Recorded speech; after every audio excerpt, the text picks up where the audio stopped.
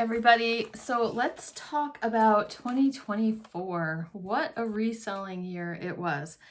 We were very fortunate to find some very interesting things last year while we were out thrifting and looking for things to resell on sites such as eBay and Etsy and Ruby Lane and Poshmark and places like that. So what I thought I would do is I do this every year, but we're going to go through the top sales we had for the year before.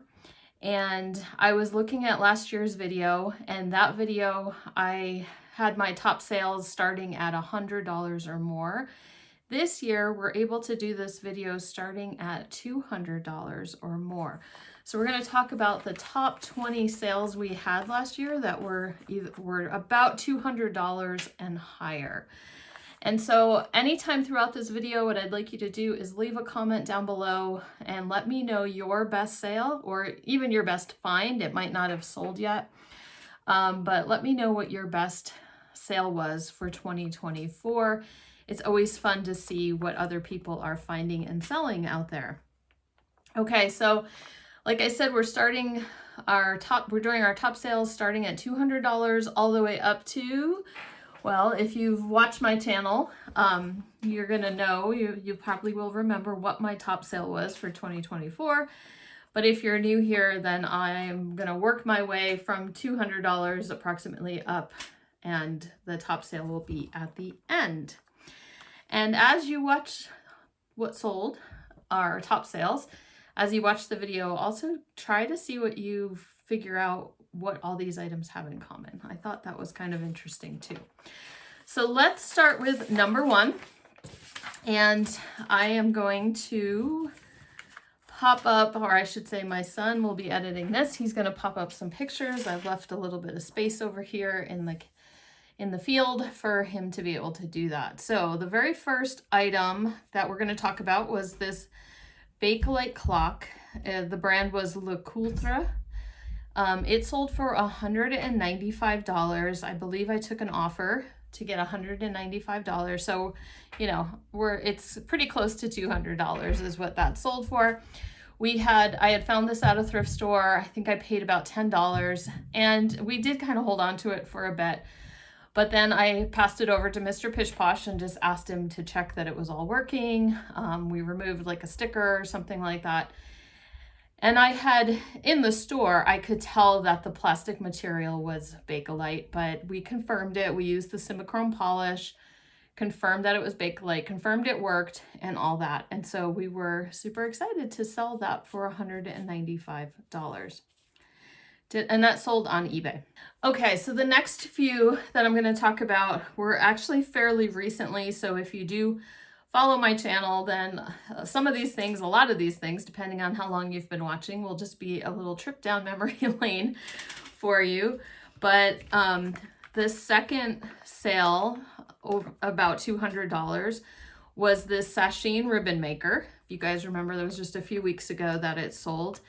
And I had spotted it at Goodwill on the shelf. And anytime I see something like that color, it just kind of screams vintage to me. It might not be, but I always take a second look at things that are that color. Kind of that turquoise, teal, blue kind of color.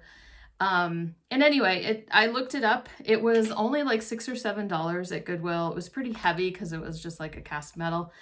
And it was a ribbon maker. It came with some supplies, so that did help as well. And that actually sold on Etsy. So we got $199.99 for that. And I think I remember telling you in the What Sold video that it went to a buyer in Montana. So it didn't have to ship very far, even though it still needed to be packaged well. Okay, number 3, you'll also remember, was pretty recently that sold, was this hammered brass gong.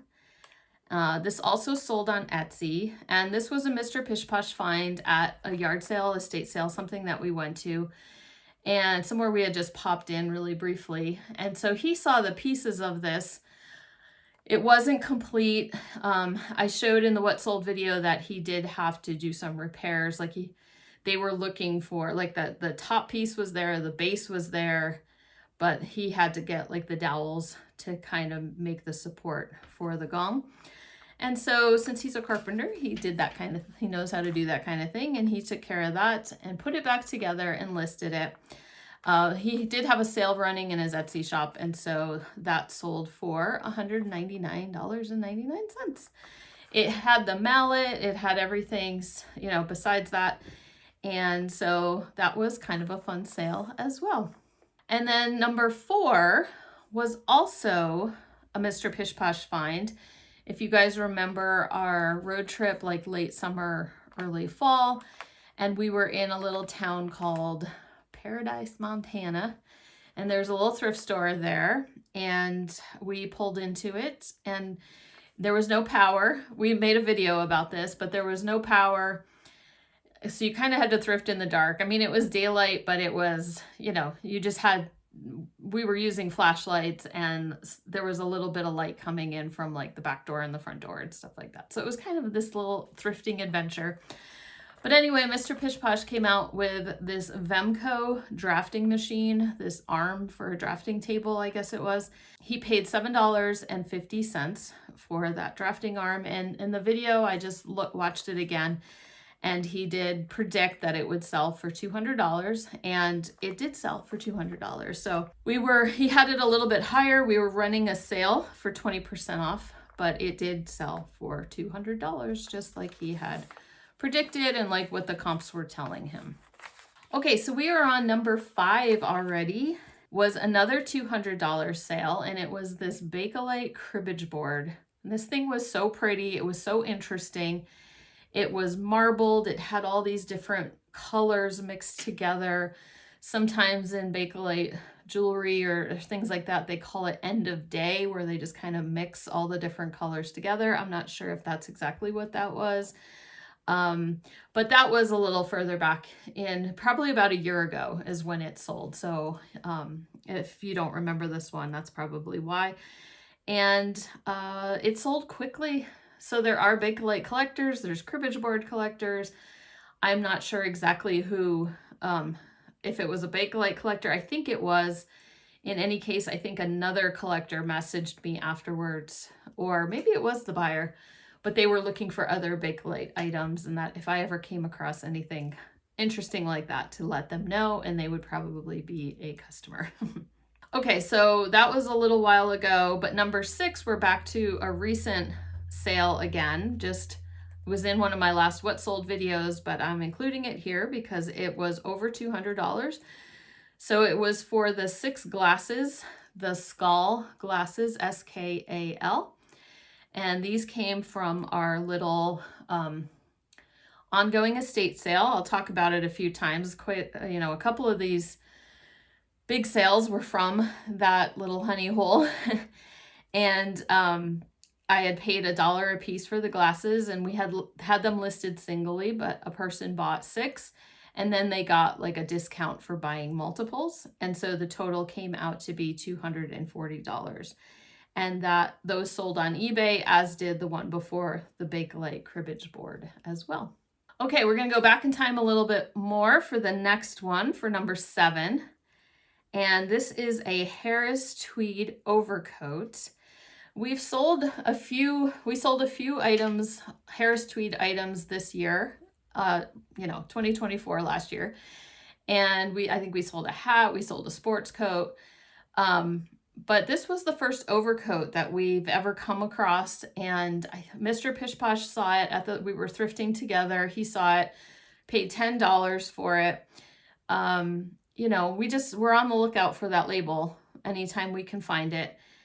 And the overcoat, like we said, it was just a little bit harder to find. And so we priced it up a little bit higher so that because of that, if I remember correctly, it wasn't a super fast sale, but it wasn't like, it didn't take like a year or anything like that. Maybe like a month or 2 months or something. And it sold for $249.99. So look for that Harris tweed label. It's still, a sport coat is not going to go for $250, but it still will be decent money. Okay, so this is what I would call a Charles Revson love bracelet. It's very similar to the Cartier Love Bracelet. The Cartier version is 18 karat gold and sells for thousands and thousands of dollars. But this was an authorized costume version of that Cartier bracelet. So it wasn't somebody trying to knock off the Cartier bracelet, but it was authorized. So Charles Revson, who was the founder of the Revlon company, he got permission to do this. He got a designer to help him, and they made these love bracelets. And if you look at a Cartier versus the costume version, there's differences in how it opens, the way the screwdriver works, the hinge, just different things like that. There's some differences. So I had two of these, more about the second one later. They were given to me to either keep or to sell. Kind of a long story, but I sold this one for $300. So this one was more used. It was pretty beat up, and all it was the bracelet. It didn't have the screwdriver. It didn't have anything else with it. And it still sold for $300, which kind of gives you an idea of how sought after these bracelets are, even the costume version. Okay, so we go from kind of fun jewelry to number 9, which is not so exciting, but this was called the Dishmaster, and it was something you can attach to a kitchen sink and basically wash dishes with it. So I think it works in like maybe campers or tiny homes or things like that. And the water will come through the brush, and so it maybe has automatic soap dispensers and things like that. I didn't look at it too closely. It was one of those things I saw at the thrift store. It was new. It was in its box. I think it was new in the box, and I paid like $13 for it. Looked at comps, and I was like, okay, I guess it could sell. There were newer versions of it. This was an older version, but people were still buying them. And we sold that for $300 as well. Okay, number 10. So we are halfway through it. We're looking at footwear this time.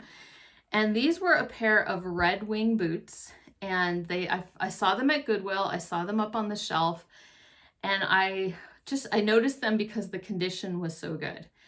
Now, Red Wing can be a really good brand for resale, but not all models of boots are going to sell equally well. So when I first looked at them, Goodwill was asking $50 for them. And I was like, I don't know about that. And so then, but they looked like they hadn't been worn or anything. So I put them in my cart, and fortunately, I think inside the shoe was like the model number or, a way to identify the boots. So I was able to look them up and do comps in the store. And I discovered that paying $50 was most likely going to be okay for this particular model of boot. So like I said, condition was amazing. And we ended up selling those boots for $360.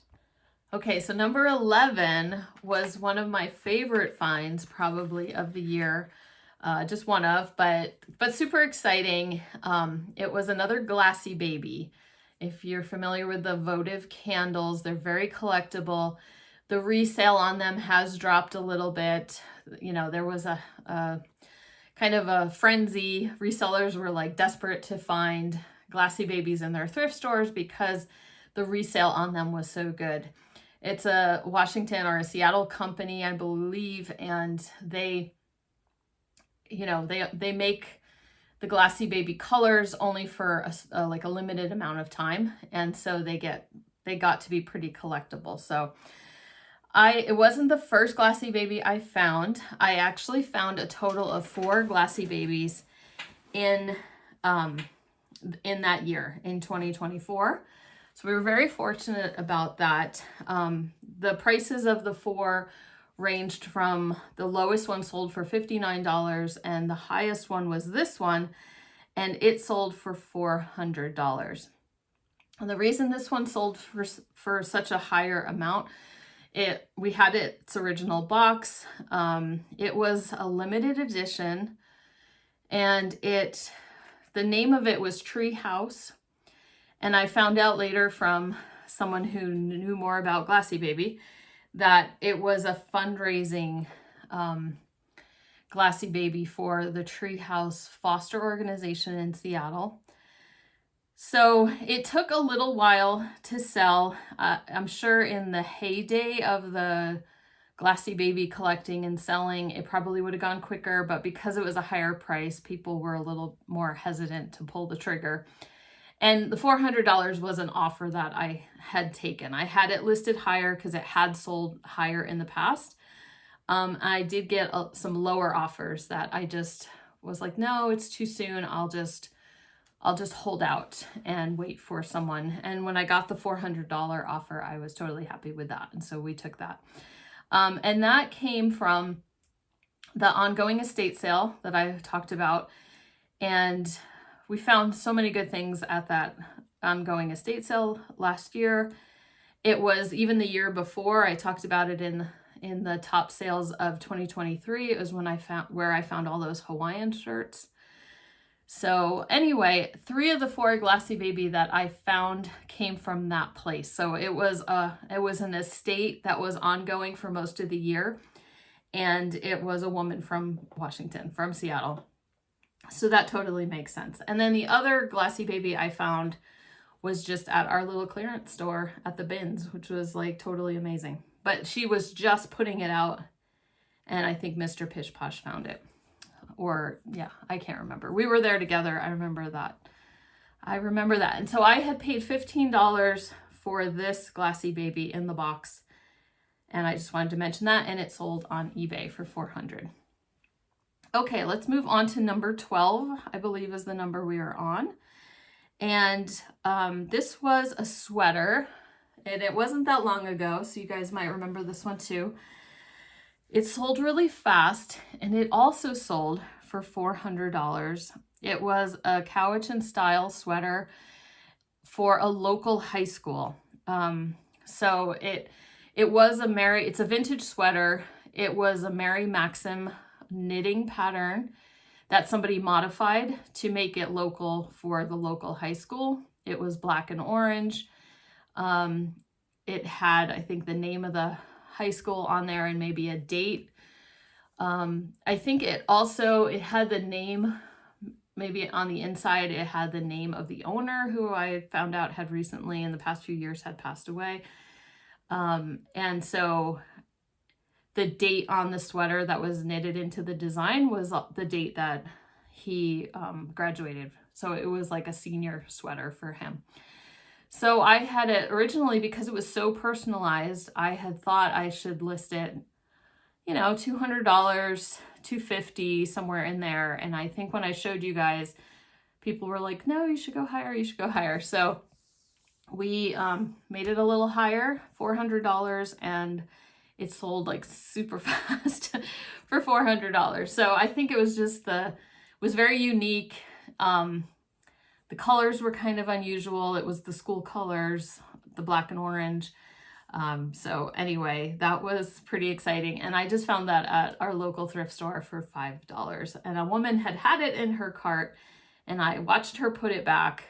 And then when I went over to go look at it, I realized what I was looking at, and I had already found another one, which we're going to talk about soon. And so then I was like, okay, I'm going to grab this. It's $5. We're going to see what happens. Number 13. Okay, so this was a yard sale find. Mr. Pish Posh and I were out together doing some yard sales, estate sales, and I saw this bag on the ground, and I think it had other purses in the bag. And it just had such a rugged kind of look. And I was looking all over the bag for markings or whatever. I think I saw the locks on it said Filson. And so I was like, okay, but I need proof that the bag itself is Filson. And just then Mr. Pish Posh had walked over, and I showed him the locks. And then he just kind of moved the bag a certain way. I think my hands were full. He moved the bag a certain way, and we saw the big label on it that said Filson. So we emptied that out. I think they were asking like $15 or $20 for this big tote bag. And so we were more than happy to pay that at that yard sale. We ended up selling it for $400. I was thinking I could technically put this Filson bag later on in the video, higher up in the in the ranking, because we did pull the locks off and sell them separately. According to Mr. Pish Posh's research, like having the locks on the bag didn't add much to its value, but there was a market for the locks separately. So it made more sense to do that. We sold the locks on Poshmark, of all places, for $120. The bag itself sold for $400, and that bag technically should have sold for more, but across the top there was like a highlighter or some kind of marker, like mark that was kind of obvious on top of the bag. And the buyer who sent us the offer, he also just asked that, you know, we accept his offer because it didn't have a shoulder strap. And he was like, I'm gonna have to get a shoulder strap, whatever. So we were like, yeah, $400, that's totally fine with us. So that was exciting. Okay, number 14. Now, this was probably, well, I guess I did have a couple things that somebody had given me, but this was a side of the road find for number 14. And it was a Bernina 1031. Now, we called it a sewing machine. I know some of you in the comments said that it was not technically a sewing machine, I think. Or maybe I'm thinking of a different a different machine that I sold. But anyway, when I was Googling it, everyone called it a sewing machine. So I might have been thinking of another one. But they said it's kind of sought after because it was one of the last mechanical machines that Bernina had made. And it was side of the road in the neighborhood we used to live in. But Mr. Pish Posh had been doing like handyman type work for our landlady. And he knew the people who were in that house and who had moved out. And he knew she was a seamstress. And so they moved out, and part of his job was to go in and fix things and clean things up. And at the end of their driveway, they had left some stuff that they just didn't end up taking with them. And I was driving by, and I just happened to see it sitting there at the end of the driveway on the side of the road. And so I threw it in my car. And I'm like, it's this big, heavy sewing machine, but we know Mr. Pish Posh can handle shipping most anything. And I'm so glad we grabbed it. It ended up being, like I said, pretty sought after. They're not super common on eBay. And so it sold for $449.99. So that was exciting. Can't beat side of the road. Doesn't happen very often.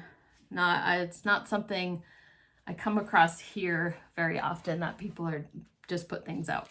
Okay, so we need to talk about a flatware sale. So we're gonna do that for number 15. And I just decided to total up, because it was such a good find. I had found some Dansk flatware and the pattern was torn, and I just got it, I think, at a local thrift store.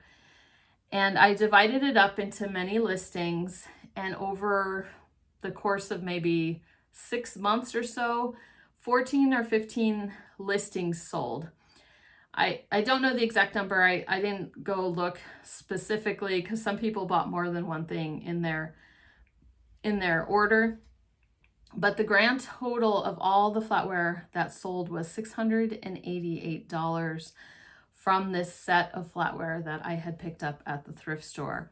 So I sold it in groups, just, like, the best sellers were the teaspoons, and I had a lot of the teaspoons. And so I sold the teaspoons 2 at a time for like $50 to $60. And it ranged depending on sales I was running or offers that people sent or things like that.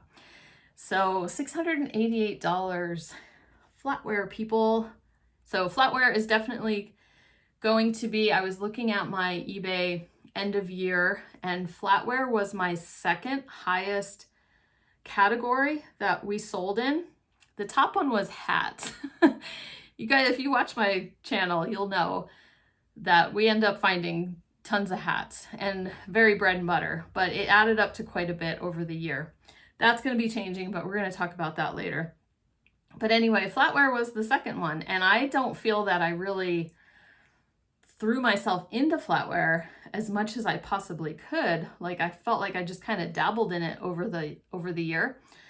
and it was still my second best category on eBay. So we got to keep leaning into that, right? Okay, so let's go on to number 16. This was another sweater, and this was another Cowichan style sweater, also based on a Mary Maxim pattern from like the 50s or the 60s.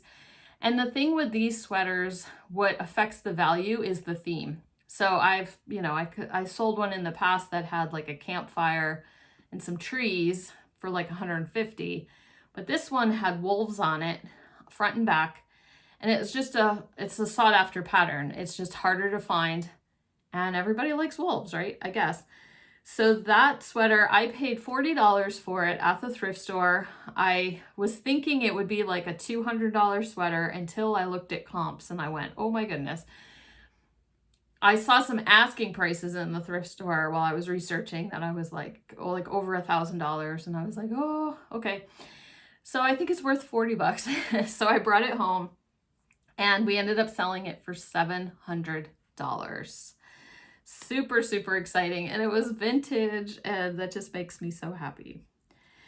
Okay, number 17. You guys are going to know this one if you watch my channel, because I told the whole story of finding this art book, this Van Dongen art book at a local thrift store, taking a picture of it because I didn't feel like researching it at the time. It was in French. It was like from the 20s, but it was falling apart. But it had these color prints inside of it. And I just was like, I feel like it's something, but I'm not sure. And I misunderstood the price on it, thinking it was like the thrift store's price, but I think it was the original like used bookstore's price or something. Should have known better. But anyway, I just took a picture of it, researched it like a day or two later, and realized, oh my goodness. Went back to the thrift store. It was still there. I ended up paying like $2 for it. So the comps I had seen were possibly could make this my best find and flip ever, but the condition of mine made that not be quite true. Plus the top sale that I had seen in Worth Point was from like during pandemic or right before pandemic or something like that. And we know the economy is not quite the same. So I wasn't expecting like crazy numbers, because again, mine had water damage, it had some condition issues, but it was still super rare. So I threw that one up on auction, and that book ended up selling for $830 at auction. One of my most favorite little experiences that, makes reselling so much fun. Okay, the next one, number 18, we're getting higher than $800, was this Walkman, this Sony Walkman that was broken, and it sold for $900. Okay, so this was also from that ongoing estate sale. Mr. Pish Posh, we look at Walkmans when we're thrifting. We know some are better than others. There's plastic ones that aren't worth hardly anything.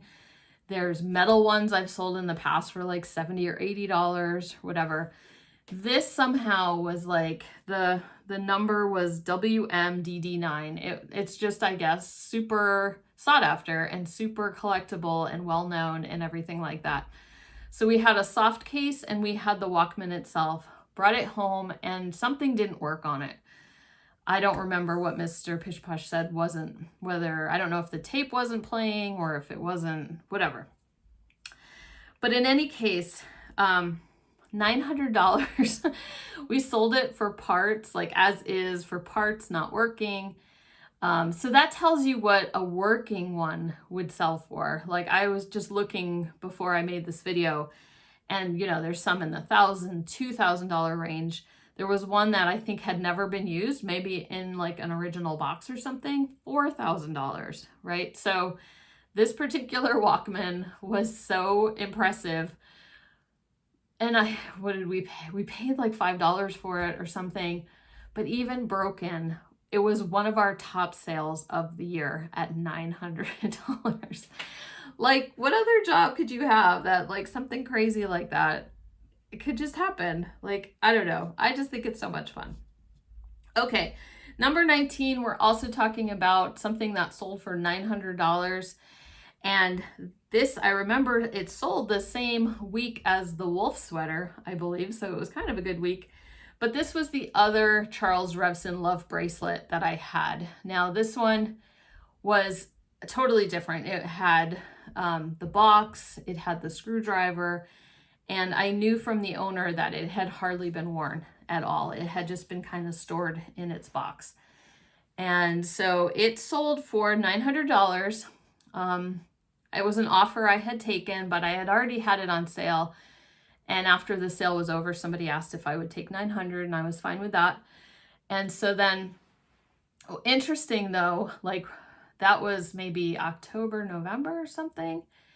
And later on, the buyer actually messaged me back and said that it didn't fit, right? That she had ordered the wrong size. She really needed a smaller one. And I had measurements in the listing, all that kind of thing, so I didn't really feel bad about it. But she asked if I was interested in buying it back. And I thought that was kind of an interesting way to ask to return it. But this was sold on Ruby Lane, and Ruby Lane has kind of a strict return policy. There is one, and you agree to it when you decide to sell on Ruby Lane. But the buyer has to contact you within 3 days of receiving the item if they want to request a return, and then you work things out with them. So this was a couple months later. She wasn't technically asking to return it. She just was throwing an option out there. But I was not in the position to do that. I was not interested in doing that at all. So I just said no politely and moved on. But I just thought that was kind of an interesting follow-up to that sale. Okay, so here we are. We're at number 20. And you guys, if you know my channel, if you've followed for a few months or this year at any point, this was my top sale of 2024. And I found it at Goodwill, and it was a belt buckle, and it was on a belt, and it was like the belt was put together, it was latched or whatever. So it was a circle, and they had put their price on it, $1.99. And then like on the end of the men's rack, someone had just kind of stuck it, because most of the belts were hanging like from the buckle. And this one, I think maybe there was no loop or something like that. So they just kind of put it together. Now, I will say the belt itself, the leather part, was kind of ratty. And so that might have helped them overlook. They just looked at it as any other belt, right? They didn't put it on their auction site or anything like that, because as I was walking down the aisle and I saw the belt hanging there, I saw the buckle, and I knew it was sterling. Like I could tell from looking at it from a distance that it was sterling, and it had an aspen leaf on it. Now the silversmith was Jim Hayes from Aspen, Colorado. This was a vintage, like his daughter, I think, has taken over the business. They still make these buckles and everything, but this one had his name on it. So I think it was from back in the day, from like the 40s or 50s, when he was a silversmith in Aspen. And Aspen people know about it. Like they know, like to have a Jim Hayes Aspen buckle is desirable, is what people want. So it was so funny because I had bought the belt and I just knew it was a sterling buckle. So $2, no brainer, threw it in my cart. And it wasn't like a day or two, finally I was like, oh, I should pull that belt out and see who the silversmith is and see what's going on. And when I saw the prices, I was like, oh my goodness. So our top sale for 2024 was this Jim Hayes Aspen belt buckle that sold for $1,700. So that officially is our top flip ever in our reselling business for the past 20 years. It was our highest sale that we've ever had. So much fun, so exciting. just a fun year. Just we found some cool stuff, you know, and I was thinking about it. We found a lot of, like, I decided to make this video $200 and higher, but we found some fun stuff in the 100 that sold for in the $100 and $200 range. Like, so leave me a comment down below if you want me to make another quick little video of some of those sales. If not, don't worry about it. If you follow my what solds, you've seen them all throughout the year, but if you just think that would be interesting, let me know. And so I asked at the beginning what you think some of these things have in common, or most of these things. And what I noticed was that almost all of the 20 items, with the exception of probably the Red Wing boots and maybe the Filson, that could have been vintage too. But anyway, most everything was vintage. Vintage is where the money's at, right? And so I'm so glad I'm like refocusing my efforts to really focus on vintage this upcoming year. Even the Dishmaster thingy, I think, was a little bit older. The Glassy Baby was not vintage. So just maybe 2 out of the 20 items were kind of newer, but the rest was vintage. So that's so exciting. Anyway, so thank you guys for watching this video. If you're new here, we do talk about vintage. That's kind of, you know, even though we sell a little bit of everything, we do kind of tend to focus on those things because I'm just more interested in the research of older items and things like that. So we share what's selling for us on our platforms to help you guys learn. We also share the things we're finding when we're out and about. And then we do research videos where we talk about maybe a certain area of the thrift store and what's worth looking for, you know, what's worth picking up from those sections of the thrift store to flip. So if you're new here, I hope to see you guys again. And if you're not new, then thank you so much for sticking with me and having this little trip down memory lane for 2024. And it'll be so exciting to see what 2025 will bring for our finds and what we can find out there on the hunt. So we'll talk to you guys soon.